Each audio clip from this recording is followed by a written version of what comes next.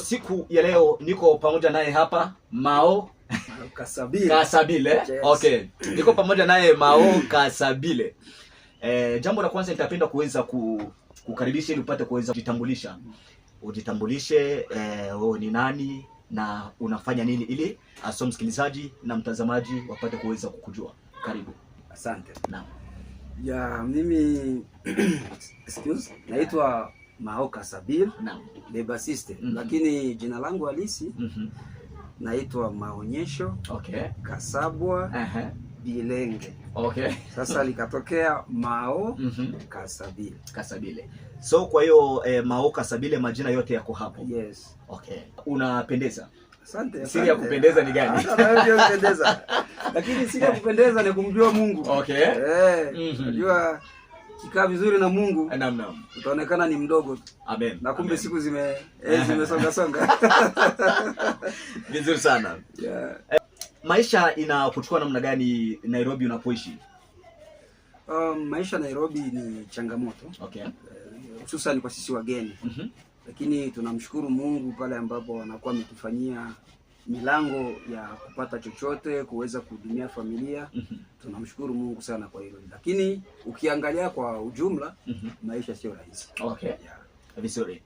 Katika mambo yote unayoyafanya ni jambo gani haswa au ni kitu gani unachokifanya ambacho huwa kinaweza kukupatia sifa sana? Yeah, mimi kitu ambacho hufanya na ninachokipenda ni music. Okay. Ni nature yangu. Hiyo nafanya hata nikiwa kwenye usingizi. Naweza nikaote music na nikaamka asubuhi nikaifanya. Okay. Yeah. Wali wengi wanapata kuweza kukujua kama Mao le bassist. Yaani mtu ambaye yaani kupiga hiki huyu sasa ndiye mtaalamu wa hiki chombo hiki. Kwa hivyo wale wengi wanakujua kama mpiga gita hii bass. Tofauti na guitar bass kuna instruments zingine ambazo unajua kuplay. Yeah, mimi kabisa nilianza kucheza rhythm. Nikaanza kucheza lead ambayo ni solo. Okay. Alafu ikatokea tu ilikuwa ni mwaka 2003 hivi kama sijakosea.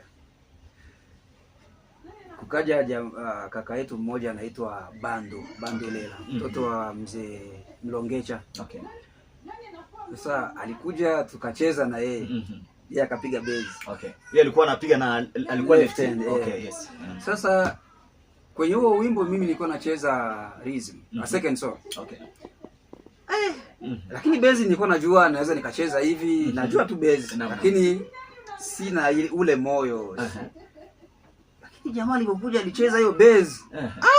Nilifeel mwamko mwingine, nika feel taste different na niko na hili ndio guitar. Okay. So nika shift once nikatoka kwenye lead nikaenda kwenye bass. Naam. So nikaanza kujifunza bass na namshukuru Mungu alinijalia uelewa wa haraka, yani ule wepesi. Okay.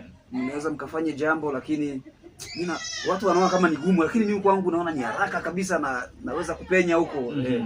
So nikaweza kwenda na bass mpaka leo kama venye unaona na kama venye watu wanasikia. Vizuri sana.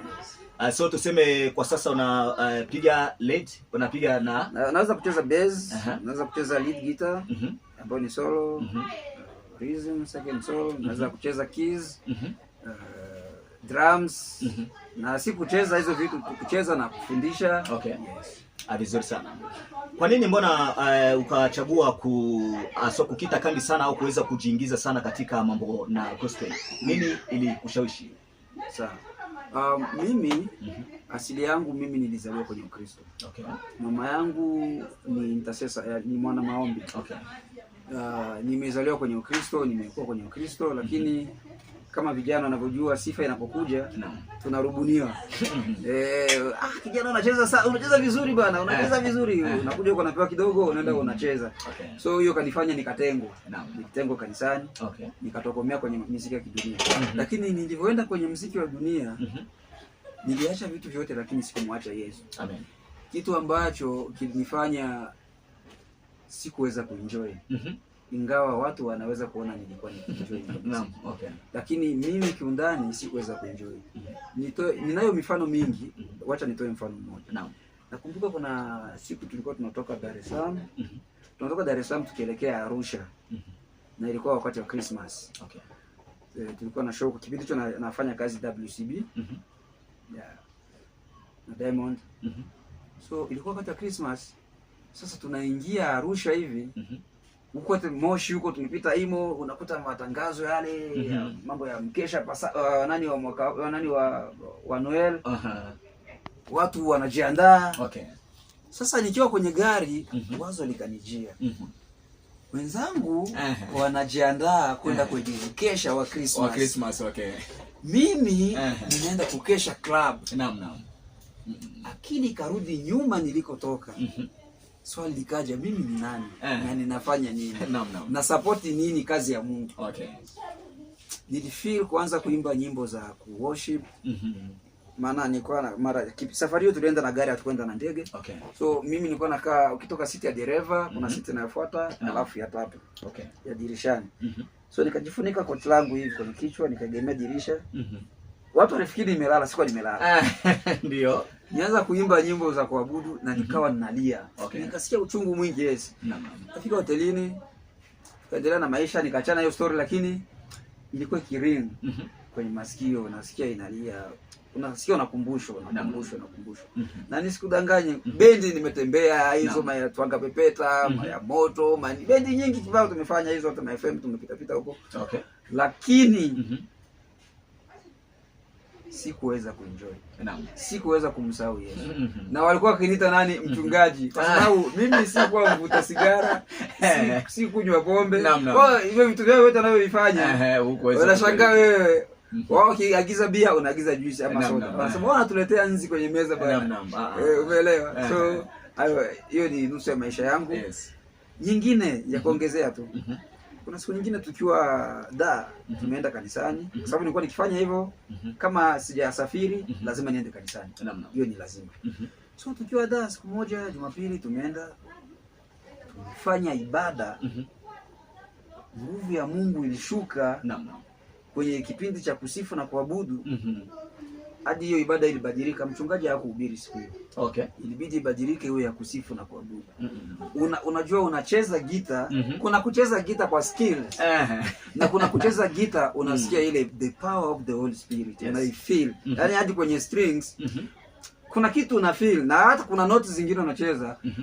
Hata wewe mwenyewe unaisikia note ulicheza. Sio unaijua note unaicheza, lakini hii nimecheza kitu gani? Unafikiri kuna kitu nimecheza. So naam. Lakini nilipofika jioni kama kawaida yangu, sinaenda kwenye shughuli zangu.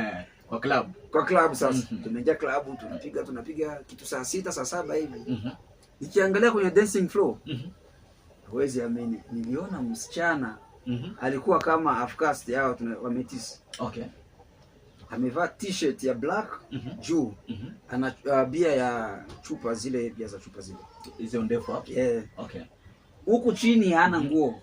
Amevaa nguo ya ndani ya kike, suti. Right on the spot. Picha ya mchana ikatokea. Okay. Na ninayoiona. Nikawa naona kama naona picha mbili. Mchana tulikuwa nguvu ya Mungu imeshuka, hata wewe unacheza gita unalia, una feel. Alafu kwenye huko tofauti sana.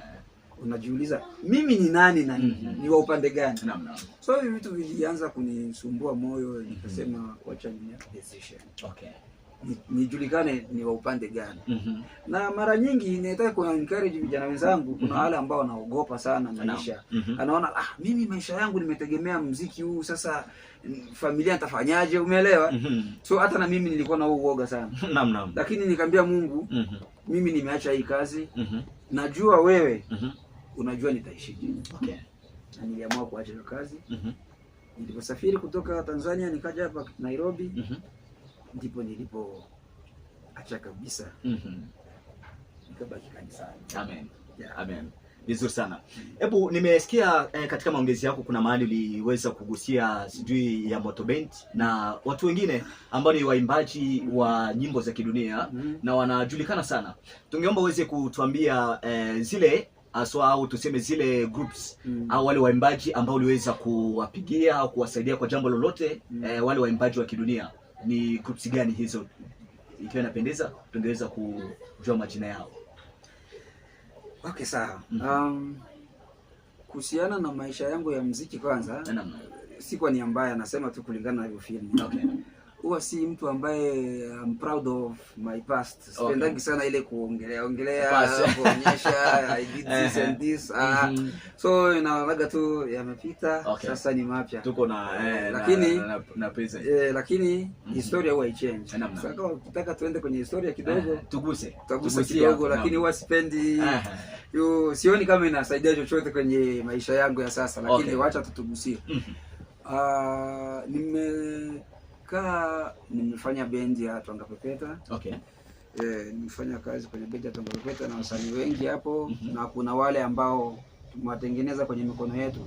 Kuna wale ambao wako kwa Christian Bella. Kuna wengine wako Mapudo. Nataka nizitujue hivyo. Uliwatengeneza kivipi? Kuna wale ambao tumekaa, umeanza from zero. Wao kina Petit Mauzo wanajulikana, Kao Mauzo wanajulikana. Hao ni vijana wangu. Hao ni vijana wangu ambao wakinikuta watasema shikamoo. Sema ni muda. Hata sasa hivi naweza kupiga simu utasikia. Mauzo kwenye maisha yake kushika microphone. Ni mimi. Alikuwa dancer. Wacha niseme kasori kafupi. Tulikuwa tuna copy ule wimbo wa Alerte General, ile generique yenyewe. Ya Weranson hiyo. Ya Weranson. Sasa kaka yake alikuwa anaitwa Kerosene Showman Lavi. Rest in peace. Alikuwa ni rafiki yangu sana. Alijituacha mwaka huu mwanzoni. Yeye ndo alikuwa anaimba. Sasa Mauzo alikuwa ni Shege. Tunamuita Shege. So sasa tukitranspose siendelee huko mbele. So wakati anaimba